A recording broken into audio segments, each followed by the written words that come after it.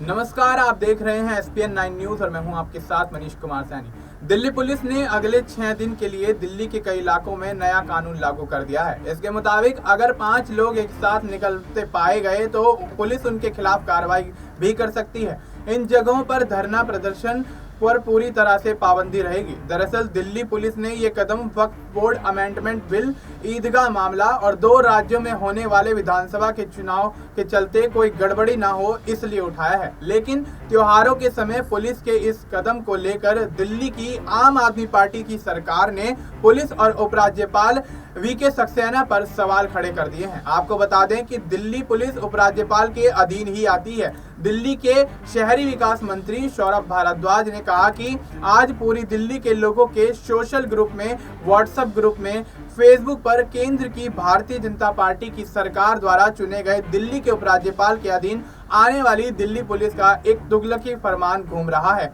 जिसमें पुलिस ने कहा है कि अगले कुछ दिनों तक दिल्ली में कर्फ्यू जैसी स्थिति बनाकर रखी जाएगी। उन्होंने कहा कि उपराज्यपाल के अधीन आने वाली पुलिस ने यह तुगलकी फरमान अपनी मर्जी से जारी किया है। मंत्री सौरभ भारद्वाज ने आगे कहा कि इस फरमान के अनुसार यदि कहीं किसी भी स्थान पर 5 से अधिक लोग एक साथ पाए गए तो उन्हें तुरंत गिरफ्तार कर लिया जाएगा। सौरभ भारद्वाज ने कहा कि 3 तारीख से देश भर में हिंदुओं के त्योहार शुरू होने वाले हैं और ऐसे में उपराज्यपाल VK सक्सेना की दिल्ली पुलिस का यह फरमान हिंदुओं की आस्था के खिलाफ है। मंत्री सौरभ भारद्वाज ने कहा कि 3 तारीख से नवरात्रि शुरू होने वाले हैं। लोग अपने घरों से बाहर निकलेंगे, बाजारों में खरीदारी करने के लिए जाएंगे, मंदिरों में पूजा करने के लिए अपने परिवार के साथ जाएंगे। उन्होंने कहा कि जो दिल्ली में रहता है उस व्यक्ति को भली भांति यह बात मालूम है कि नवरात्रों में जगह जगह भंडारों का भी आयोजन किया जाता है।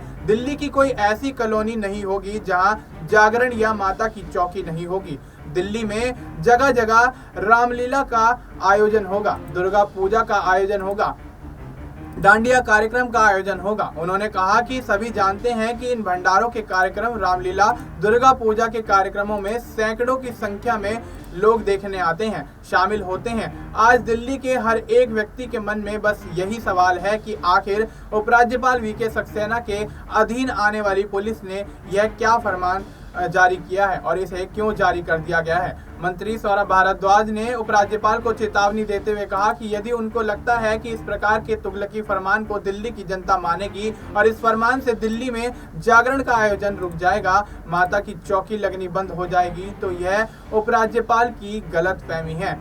दिल्ली सरकार में मंत्री सौरभ भारद्वाज ने आगे कहा कि यह बात उसी दिन साफ हो गई थी जब मैंने देखा था कि उपराज्यपाल अपनी पत्नी के साथ वोट डालने के लिए गुजरात गए थे। अर्थात वह दिल्ली के उपराज्यपाल तो हैं, परंतु अभी तक उन्होंने अपना वोट भी दिल्ली में नहीं कराया है। यहाँ पर एक पर्यटक की तरह रह रहे हैं। अंततः उन्हें वापस लौटकर गुजरात जाना है।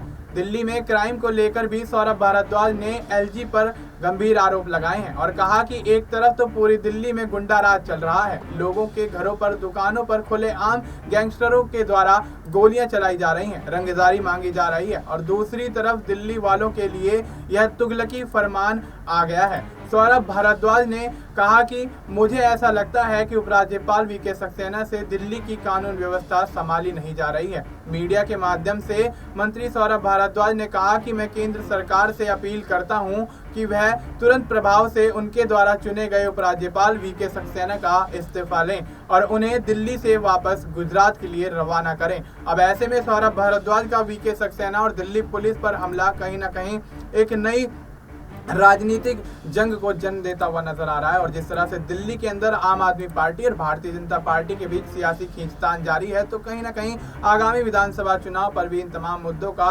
असर देखने को मिल सकता है। फिलहाल आपको इस मुद्दे पर क्या कुछ लगता है, आप अपनी राय हमें कमेंट करके बता सकते हैं। बाकी देश और दुनिया से जुड़ी तमाम जानकारी के लिए आप देखते रहिए SPN 9 न्यूज़।